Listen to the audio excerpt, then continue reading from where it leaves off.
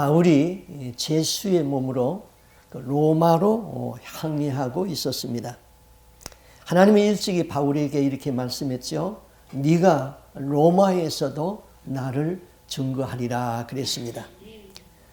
당시 이스라엘에는 그 지역에 주둔하고 있는 군인이 6,000명 있었습니다. 근데 그 6,000명의 군인을 다스리기 위해서는 천부장이 6명이고 백부장이 100명의 군사를 거느리는 군대 장교죠. 60명이 있었습니다. 그 중에 한 분, 그 율리오라는 백부장이 바울을 로마에까지 인솔하는 그런 책임자로 선별되어 가지고 배를 타고 당시는 범선이었죠. 이제 로마로 향하고 있었습니다.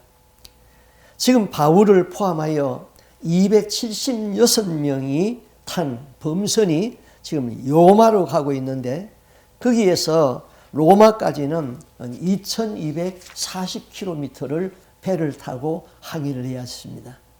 그런데 이 배 안에는 지금 4종류의 사람이 타고 있었어요. 첫째는 그 배를 관리하는 선장과 선원들이 있었습니다.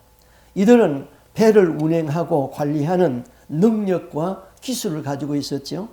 옛날에는 바람을 이용해서 다니는 그 범선이었기 때문에 배를 움직이게 하는 그 기술이 필요한 선원들이 있었습니다.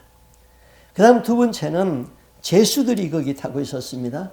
로마에 가서 로마의 황제 앞에서 재판을 받을 제수들인데 바울도 제수의 몸으로 그 배에 탔습니다. 세 번째는 제수들을 호송하는 군인들이 거기 타고 있었지요. 이 배에서 최종 결정을 내릴 수 있는 사람이 바로 그 군인들이었던 것입니다. 네 번째 부류의 사람은 상업, 무역을 하는 사람들이죠. 그 배에 물건을 싣고 가서 로마에 가서 팔고 하는 무역하는 상인들과 또 그 선주들이 거기에 타고 있었습니다. 자, 이 네 부류의 중에서 가장 비참한 사람들이 지금 제수들입니다. 로마에 가서 재판을 받고 풀려날는지 아니면은 사형을 받을지 아무도 모릅니다. 만약에 제수들이 중간에 도망을 하게 되면은 백부장은 적결 처벌하는 그런 권세를 가지고 있었습니다. 배가 미항이라는 조그마한 항구에 도착했어요. 그때는 이 계절풍이 불어오기 시작했는데 이때는 배를 운항하지 아니하고 정박해 두는 것입니다. 미항이라는 항구는 산으로 둘러 있었기 때문에 태풍을 피하기는 아주 안전한 곳이었습니다. 그러나 거기는 너무나 적은 항구이기 때문에 위락시설이 전혀 없었습니다. 그러니까 긴 겨울을 위락시설이 없는 그 미항이라는 항구에서 지나려니까 이 선원들이 답답하겠죠. 근데 거기서 40마일을 더 가게 되면은 베닉스라는 항구가 있는데 그 항구는 위락시설이 있습니다. 유흥가도 있고 술집도 있고 여자도 있고 그곳에서는 선원들이 지내기가 좋았던 것이죠. 그래서 배가 미항이라는 곳에 오기까지도 상당히 이 계절풍 때문에 어려움이 많아서 간신히 도착했어요. 이제 이곳에서 계절풍이 다 지나기까지 몇 달이 걸리는데 아무런 위락시설이 없는 그곳에서 지내려고 하니까 지루하고 답답하기 짝이 없는 것이죠. 그래서 이들은 위험을 무릅쓰고 베닉스 항구로 가서 거기서 겨울을 지나기로 결정을 했습니다. 바울이 이렇게 권면합니다. 여러분, 가지 말고 이곳에서 겨울을 지내는 것이 좋습니다. 지금 계절풍을 불어오는 시기인데 항해 도중에 배가 풍랑을 만나면은 생명의 위험을 느끼니 이곳에서 겨울을 지내는 것이 순리입니다. 그런데 선원들과 선주는 위락시설이 있는 베닉스에 가가지고 거기서 계절풍이 끝날 때까지 기다리자는 것입니다. 이제 백부장이 결정을 내려야 되는데 백부장은 죄인 바울보다는 선원들과 선주의 말을 들어서 위험을 무릅쓰고 항해를 했다 그랬습니다. 처음에는 바람이 순조롭게 불었습니다. 이들은 잘 출발했다고 의기양양했습니다. 그런데 얼마 가지 못해가지고 태풍이 몰아치기 시작합니다. 성경에는 유라굴라라는 광풍이라고 말했습니다. 이 광풍은 메가톤급으로 밀려오는데 태풍입니다. 이 태풍에 배가 만약 흔들리기 시작하는데 금세 뒤집어질 것 같습니다. 선주와 선원들은 부득불 배가 가라앉는 것을 방지하기 위해서 배에 실었던 값비싼 물건들을 바다에다가 던지기 시작합니다. 버리지 아니하면 이 태풍으로 인하여 배에 물이 들어오고 배는 가라앉게 되어 있죠. 자, 상황이 얼마나 급하였는지 성경은 이렇게 표현했어요. 14절에 얼마 안 되어 섬 가운데로부터 유라굴라라는 광풍이 크게 일어났다. 15절에는 배가 밀려서 바람을 맞추고 갈 수 없어 가는 대로 두고 쫓겨갔다. 그 다음에 17절에는 스르디스에 걸릴까 두려워하여 연장을 내리고 그냥 쫓겨갔다. 이 스르디스라는 것은 바다 밑에 갑자기 생기는 모래 언덕입니다. 배가 여기에 걸리면 움직일 수가 없죠. 이런 태풍이 일어날 적에는 바다 밑에서 배가 모래가 이리 밀리고 저리 밀리고 하다가 큰 언덕을 만드는데 거기에 배가 끼어 놓으면 꼼짝을 못하는 것이지요. 그래서 18절에는 우리가 풍랑으로 심히 애쓰다가 그랬어요. 그 다음에 19절에는 배의 기구를 그들의 손으로 내어버렸다. 20절에는 해도 별도 보이지 아니했다. 21절에는 여러 사람이 먹지 못했다. 자, 이 성경에는 광풍이라는 말이 있습니다. 그 다음에 바람에 쫓겨간다는 말이 있습니다. 두려워했다는 말이 있습니다. 심히 애썼다는 말이 있습니다. 해도 별도 보이지 아니했습니다. 구원의 여망이 없다고 그랬습니다. 오랫동안 먹지 못했습니다. 오늘 우리의 삶 속에 이런 광풍을 만나지는 아니했습니까? 우리는 살다 보면은 이런 광풍을 만날 때가 있습니다. 생명을 포기해야 할 그때도 있습니다. 어떻게 해야 할지 알 바를 알지 못할 때가 있습니다. 그들은 생명을 포기하고 구원의 여망이 없는 죽음의 직전 앞에 오게 된 것이죠. 광풍 앞에서는 그 노련한 선원들의 기술도 아무런 소용이 없습니다. 배를 움직이게 하는 기구도 무용지물입니다. 그래서 그들은 살아남기 위해서 그 기구는 버리면 안 되는 것이지만 부득불 바다에다 다 버렸습니다. 다 포기했습니다. 돛대도 필요 없고 삿대도 필요 없어졌습니다. 전쟁터에서 실탄이 떨어지게 되면 소총도 대포도 다 필요가 없는 것이죠. 실탄 떨어진 대포 그거 메고 다니려면 고생만 하는 것이죠. 다 버리게 되는 것이죠. 무역을 위한 값비싼 그 상품들도 바다에 다 버려야 됐습니다. 그래도 구원의 가망이 없습니다. 배가 요동해가지고 뱃머리로 말미암아서 먹은 것까지 다 토해내버리고 아무것도 먹지 못했고 이제는 죽는구나 하는 그 생각밖에 없었습니다. 지금 이 순간에 미양이라는 항구에서 출발을 하지 말라고 한 그 바울의 말을 무시하고 선장은 백부장의 말을 듣고 출항하라고 했는데 그 276명의 사람들이 잘못된 판단으로 인해서 다 죽게 된 그렇게 되었습니다. 상황이 이런 가운데서 바울이 일어나서 이렇게 말합니다. 21절에 바울이 가로되 서서 말하되 여러분이여 내 말을 듣고 그레데에서 떠나지 아니하여 이 타격과 손상을 면하였다면 좋을 뻔하였나이다. 그러나 뒤에 말이 중요하지요. 내가 너희를 권하노니 이제는 안심하라. 너희 중 아무에게도 생명에 지장이 없겠고 오직 배만 깨질 것이다.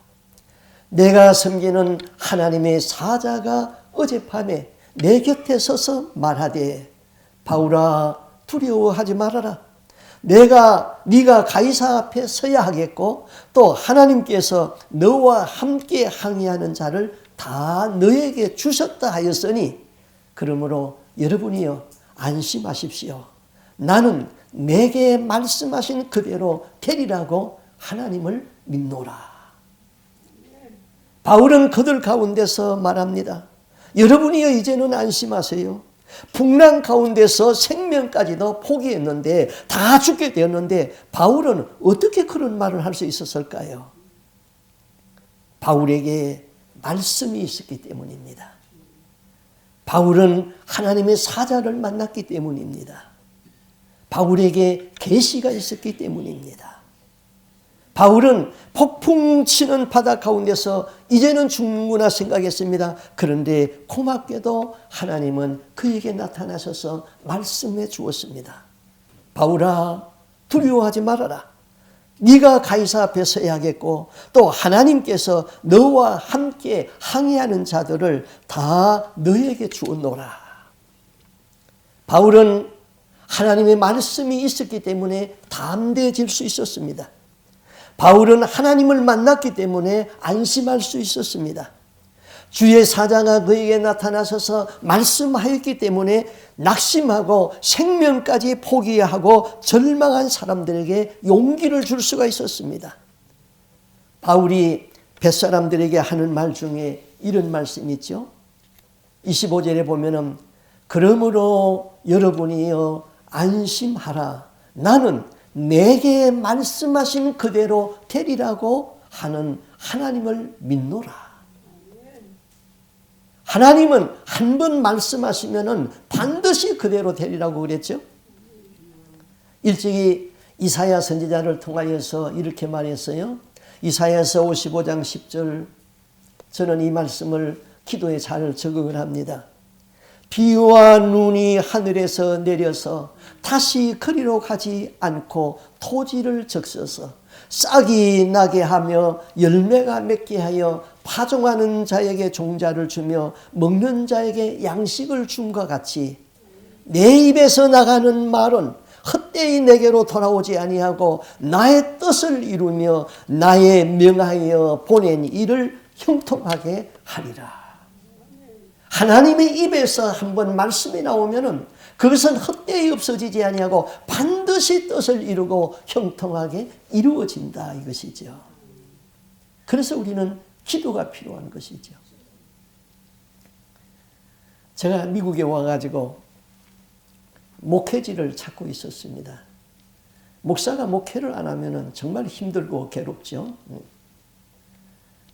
그런데 신문에 보니까 애리조나에 있는 피닉스에 있는 애리조나 한인 장로교회에서 목사를 청빙한다는 신문 광고가 나왔어요.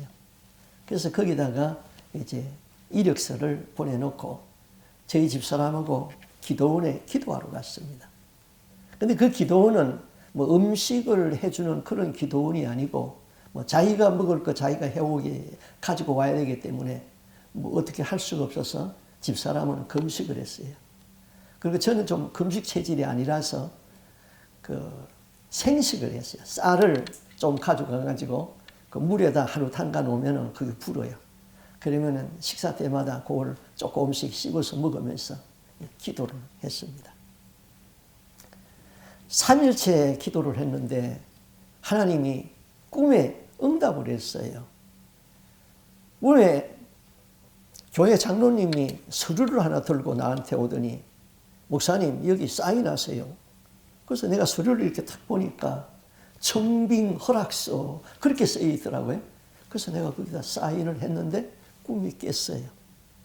기도를 응답받았구나. 하나님이 응답해 주었구나. 내가 그 교회로 가게 되겠구나. 그렇게 생각하고 이제 기도를 끝내고 이제 집으로 왔는데 집에 와서 아파트 문을 딱 여는데 그때는 벽에 이렇게 전화기가 걸려 있었어요. 문을 딱 열자마자 거기서 전화가 뚜루룩 와요. 그래서 여보세요 하고 받았더니 애리조나 한인 장로교회 장로입니다. 청빙위원장입니다. 목사님 우리 교회에 36명이 지원을 했는데 그중에 4명을 우리가 이력서를 보고 선출을 했습니다. 다음 주에 오셔서 설교할 수 있겠습니까? 비행기표는 보내드리겠습니다. 그래서 제가 뭐 걱정하겠습니까? 이미 다 응답을 받았는데 4명 중에서도 내가 거기 들어가겠구나. 하나님 감사합니다. 끝냈어요. 그래서 그거에 청빙을 받아서 거기서 사역을 했습니다. 말씀이 있으면 담대합니다.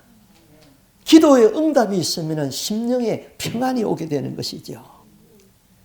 그 다음 바울을 향한 하나님의 말씀 뭡니까? 또 하나님께서 함께 항해하는 자를 다 너에게 주셨다. 그러므로 여러분이요 안심하십시오. 나는 내게 말씀하신 그대로 이루어지리라 믿습니다.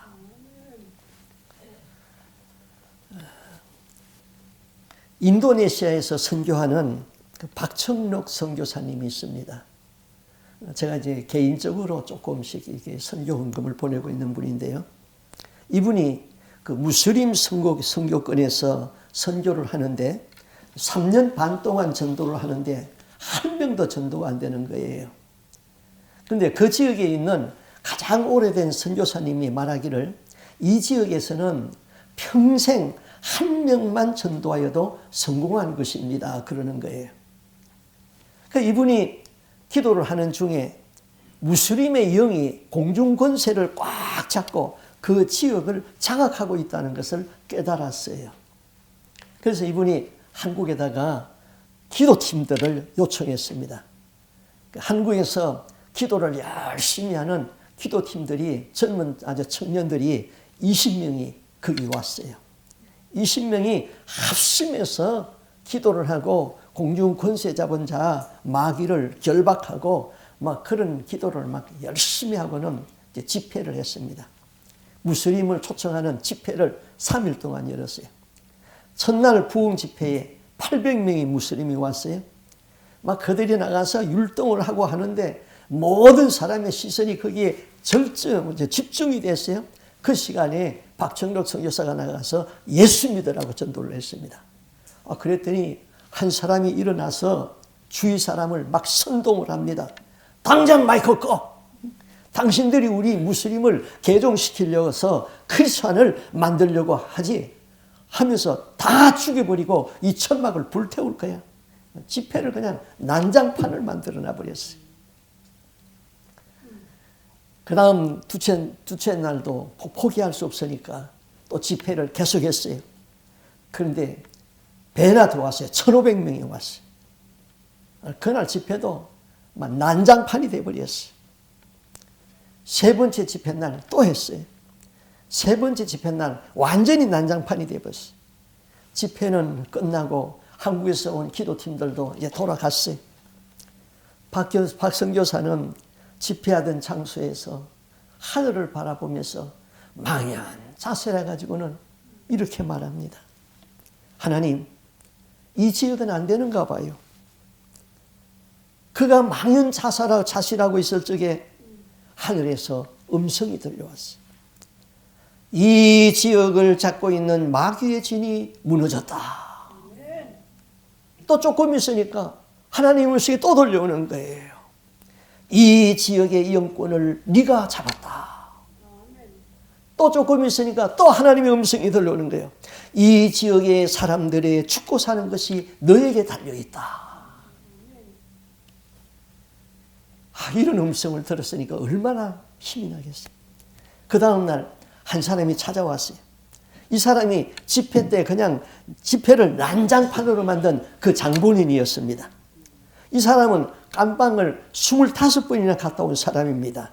이 사람 이름이 누리인데 사람이 누리 이름만 들어도 설사를 한다는 그런 사람이었어요. 이 사람이 배가 아프다고 하면서 한국에 약이 특효가 있으니까 그 약을 달라고 왔습니다. 선교사님이 약을 주면서 이렇게 말했습니다.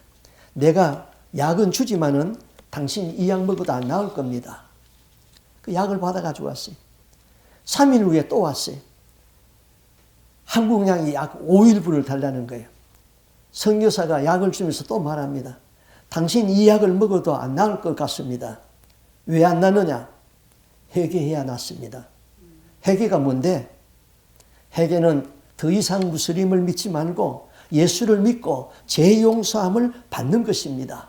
그리고 이 사람이 화를 막 벌컥 내고는 갔습니다.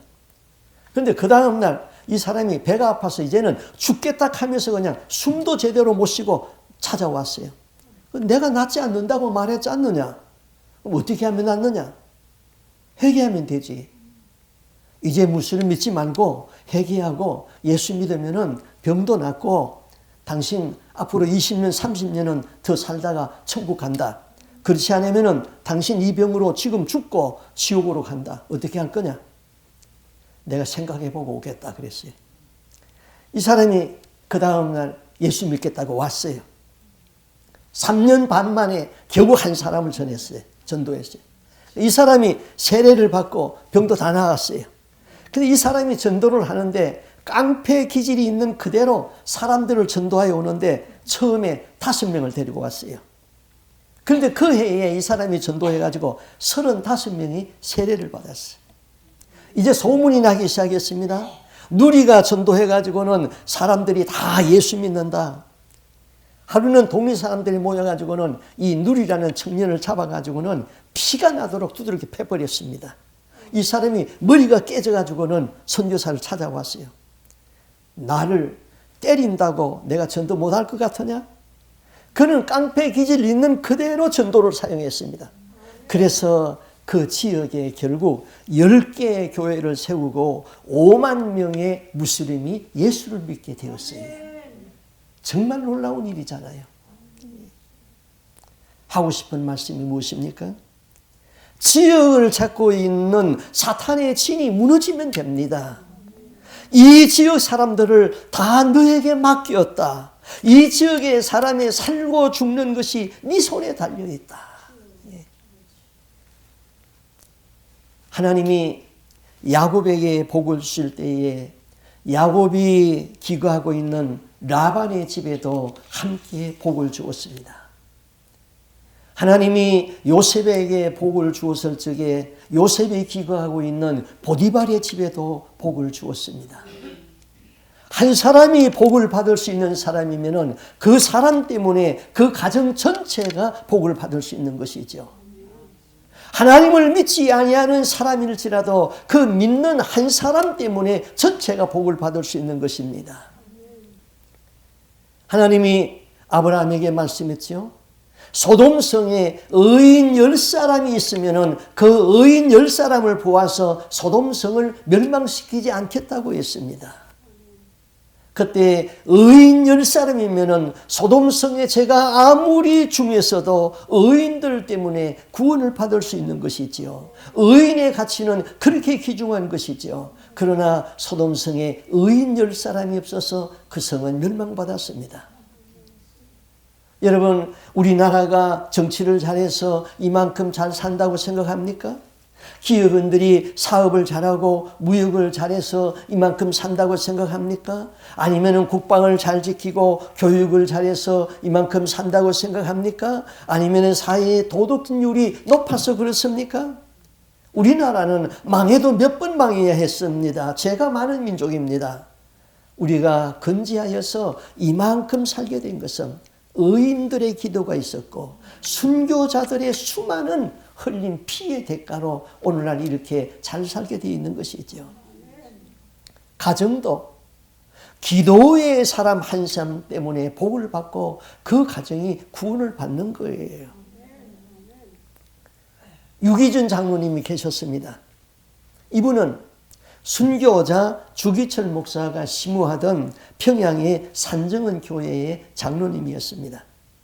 그런데 주기철 목사님이 일본의 신사의 참배에 하지 않기 때문에 감옥에 갇혔습니다. 그리고 그 가족을 아무도 돌보지 못하도록 일본의 형사들이 지키고 감시하고 있었습니다. 가족들이 굶어 죽게 생겼어요.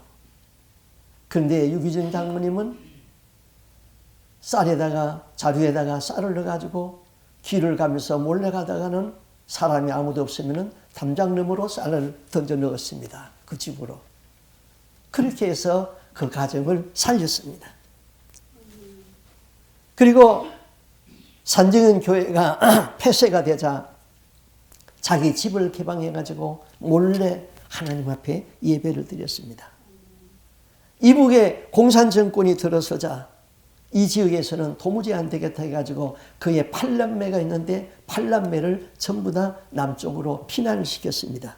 그리고 이북에 혼자 남아있다가 결국 거기서 순교했습니다.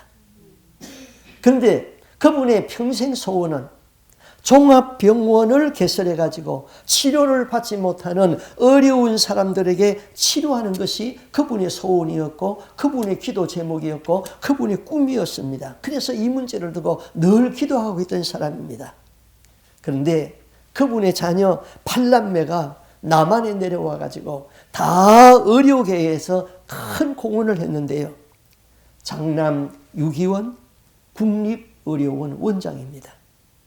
차남 유기정 의사가 되어서 기독의사회 회장이었습니다. 장녀 유계원 누가병원의 원장이었습니다. 삼남 유기천 서울대 총장이었습니다. 사위 이한변 부총리였습니다. 그 자손 중에서 의사, 약사가 26명이 배출되어서 한국 의료계에 큰 공헌을 했습니다. 기도의 사람 유기준 장로 한 사람, 교회를 사랑하고 주의 종을 사랑하고 섬긴 유기준 장로, 마지막 그의 몸은 순교의 제물로 바친 유기준 장로. 그분이 드린 기도는 하늘에 상달되었고 그 자녀들은 다 복 있는 사람들이 되어서 사회에 공헌을 했던 것입니다. 여러분, 한 사람 때문에 여러분의 가정이 복을 받았으면 좋겠습니다. 여러분 한 사람 때문에 우리 교회가 돋보이면 좋겠습니다. 여러분 한 사람 때문에 여러분 주위에 있는 사람들까지 다 잘 되었으면 좋겠습니다. 그런 사람은 복 있는 사람입니다. 아브라함을 보십시오. 하나님은 아브라함을 부르시고 그를 믿음의 조상으로 세우기까지 무려 25년을 기다리며 그에게 엄청난 투자를 했습니다. 아브라함은 처음부터 믿음의 사람이 아닙니다. 아브라함이 위대한 것이 아니고 그를 참아주신 하나님은 위대하시죠. 아브라함은 하나님의 약속을 믿지 못하고 때로는 의심도 했습니다. 아브라함은 하나님의 뜻을 잘못 이해하고 첩을 얻어서 이스마엘도 낳았습니다. 거짓말하다가 자기 부인을 바로왕에게 빼앗기기도 했습니다. 그러나 하나님은 그를 포기하지 않았습니다. 25년을 기다리며 그를 고치고 그를 믿음의 사람으로 만드신 것이 하나님이시죠. 하나님은 그 사랑은 위대합니다. 오늘날 나를 참아주시고 나를 용서해 주시고 사역할 수 있도록 그 하나님은 그 사랑이 너무나도 위대해서 저는 가끔 눈물을 흘립니다. 또 반대로 한 사람 때문에 가정이 어려워지고 한 사람 때문에 교회가 얼마나 어려워지는지 그런 일도 있는 것이죠. 제가 아틀란타에서 어느 목사님이 은퇴식을 하는데 아는 분이기 때문에 거기에 은퇴식에 참여한 일이 있었습니다. 그분이 이제 은퇴를 하면서 그간 목회를 하는 것을 뒤돌아보면서 가장 어려웠던 사건 하나를 이렇게 이야기를 하는데 좀 마음에 와서 그것이 닿아서 참 안타까웠어요. 그가 섬기던 교회에 분쟁이 일어났다는 거예요. 장로님 한 분이 너무나도 자기를 힘들게 하는데 뭐 어떻게 견딜 수가 없더래요. 그런데 하루는 주일날 설교를 하려고 이제 성경 찬송을 가지고 강대상에 올라가는데 그 장로님이 나타나서 부르더래요. 김 목사, 예배 끝나고 어디 봅시다. 그러는데 가슴이 철렁 내려앉더래요. 저분이 예배 끝나면은 또 무슨 말을 해가지고 교인들을 이렇게 어지럽힐까? 그러면 입에 침이 딱 말라가지고는 강대상에 도저히 올라갈 수가 없더래요. 그래서 다시 내려와가지고 사무실에 가가지고 냉장고를 여니까 거기 사과 하나가 있어서 사과를 입에다 깨물었더니 입에서 신물이 나오니까 침이 돌더래요. 그래서 올라가서 설교를 했다고 그럽니다. 왜 신앙생활을 그렇게 해야 됩니까? 하나님은 바울을 로마에 보내기로 원했습니다. 그러므로 바울이 그 배에 타고 있는 한 바울 한 사람 때문에 그 배 안에 있는 276명의 생명도 안전했습니다. 하나님은 276명의 생명을 바울에게 맡겨주었던 것이죠. 바울은 뱃사람들에게 말했습니다. 나는 하나님을 믿는다. 나는 하나님의 약속을 믿는다. 하나님은 한 번 말씀하시면 변개치 아니하시고 이루신다. 나는 하나님이 나에게 말씀하신 그대로 이루어지리라고 믿는다. 그러므로 여러분 안심하십시오. 이 배는 깨질 것입니다. 그러나 여러분의 생명은 다치지 않습니다. 다 구원받습니다. 여러분 이제까지 먹지 못했지요? 이 배가 깨지면 헤엄을 쳐서 육지로 가야 될 것 아닙니까? 먹고 힘을 내십시오. 이때는 선장의 말보다, 선주의 말보다도, 백부장의 말보다도 바울의 말이 권위가 있었습니다. 바울이 선장이요, 바울이 그 배의 명령자가 되었던 것이죠. 여러분, 우리 신앙은요, 평안할 적에는 가치가 잘 나타나지 않아요. 그러나 위기 앞에서는 신앙의 가치가 나타나기 시작합니다. 위기에서는 기도하고 응답이 있는 사람의 말을 듣게 되어 있는 것이지요. 23절에 그렇게 말합니다. 내가 섬기는 하나님의 사자가 어젯밤에 내 곁에 서서 말하되, 내가 섬기는 하나님의 사자가 어젯밤에 내 곁에 서서 말했다. 하나님과 기도에 연결이 있었다는 것이지요. 오래전에 탄광에서 있었던 일입니다. 탄광에 갱도가 무너져가지고 많은 사람이 갱도 안에 갇히게 되었습니다. 그런데 갱도가 두 군데서 무너졌는데 이쪽에도 갇히고 이쪽에도 갇혔습니다. 그들을 구출하는데 일주일이 걸렸습니다. 그런데 다행히도 같은 시간에 다 양쪽 다 구출을 했습니다. 그런데 한쪽 갱도에 있는 사람은 다 살았는데 한쪽 갱도에 있는 사람은 다 죽었습니다. 살아있는 쪽은 전화 연결이 돼 있어가지고는 전화로 통화를 해가지고 자꾸 이제 내일이면 구원된다. 자꾸 구조대원이 파고 있다. 연결이 되었어요. 그런데 이쪽에 다 죽은 사람은 전화선이 끊어져가지고는 소식이 갈 수가 없었어요. 소식을 못 들은 사람들은 다 죽어버렸습니다. 우리는 이것을 잊지 말아야 됩니다. 세상이 아무리 힘들고 어려워도 하나님과 기도의 줄이 연결되어져 있고 하나님에 대한 소망이 있고 내가 하나님께 대한 바른 신앙 고백이 있고 하나님과 소통이 된다면 절망하지 않습니다. 기도 응답에 확신이 있고 말씀이 있으면 말씀대로 이루어집니다. 믿습니까? 기도의 줄을 놓쳐버리면 소망이 끊어져 버려요. 소망이 끊어지면 살 길이 없는 것이죠. 우리의 인생길에 사업의 파탄이 있습니다. 질병도 있습니다. 때로는 배신을 당합니다. 때로는 이혼할 수도 있습니다. 죽음의 그림자가 들리우고 풀리지 않는 실태래 같은 문제들이 우리 앞에 산적해 있습니다. 이런 가운데서도 말씀이 있는 사람은 문제를 풀고 다시 섭니다. 기도가 서로에 살아있는 사람은 낙심하지 않습니다. 하나님과의 기도의 통신이 연결되어 있다면 하나님은 항상 길을 열어 보여주시는 것입니다. 한쪽 문이 닫히면 한쪽 문이 열리게 되어 있습니다. 기도하십시오. 말씀을 읽으십시오. 사명의 줄을 잡으십시오.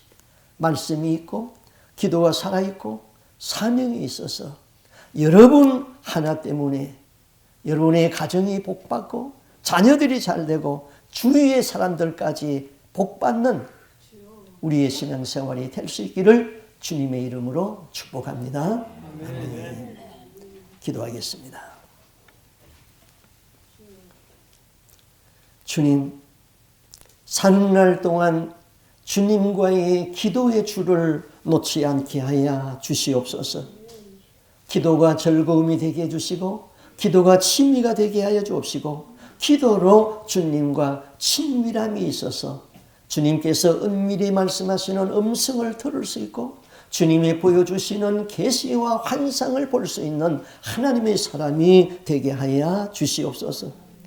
하나님 아버지, 마음에 계시의 말씀이 있는 자는 낙심하지 않습니다. 소망 중에 감사할 수 있습니다.